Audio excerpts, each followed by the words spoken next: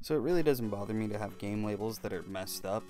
In fact, it does two things. It tells you that the game is usually authentic, and then on top of that, it usually is going to be a cheaper game. So you can see that I have a lot of messed up labels.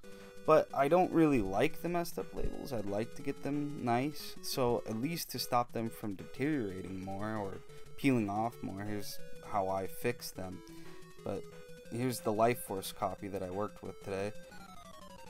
As you can see, the end is starting to peel off. And I think that this is the reason why this happens. I've seen a friend do this, so I know that this is probably how those things start peeling and getting just messed up. I mean, it doesn't work, and so then this person starts to pull it back out and just barely touch it into the contacts, just very slightly, because they think that there's some sort of magic technique to it. And you know, what do you know? Look, it works. So I guess there is a little bit of something to that, but regardless, it messes up the games. Okay, so basically I take a little bit of super glue, but not just the regular runny super glue. It's got to be the gel kind, because it's just easier to work with. You can put it in smaller doses and move it around. It's more pliable. I've found the runny glue will just run all over the place. Your label is going to get just soaked, and it's going to look like crap. It's going to be dark. I take the toothpick, and I just barely apply it. Now this is too much, and I found that out a little bit later when it starts to overrun. But I would just, like, ever so slightly put just barely anything on there, and then try to get it up on the label a little bit too. Yeah, it's one of those things that's just kind of fickle, and it can look crappy if you do it wrong. And if it overruns onto the cartridge, you don't want to get some goo gone on your cartridge to try to get that off. That's just not something. I mean, you could try rubbing alcohol, but sometimes that discolors them.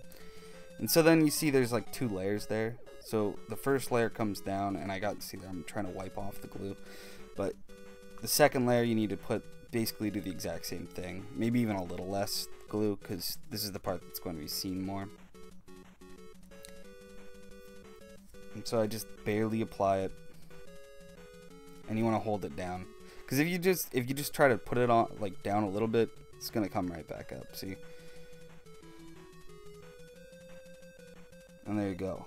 I mean, that's pretty good. It's not coming back up, and it doesn't look great, but it's going to hold down, and it's going to have less issues when you put it in your NES and you're sloppily throwing games in. So it's gonna be better.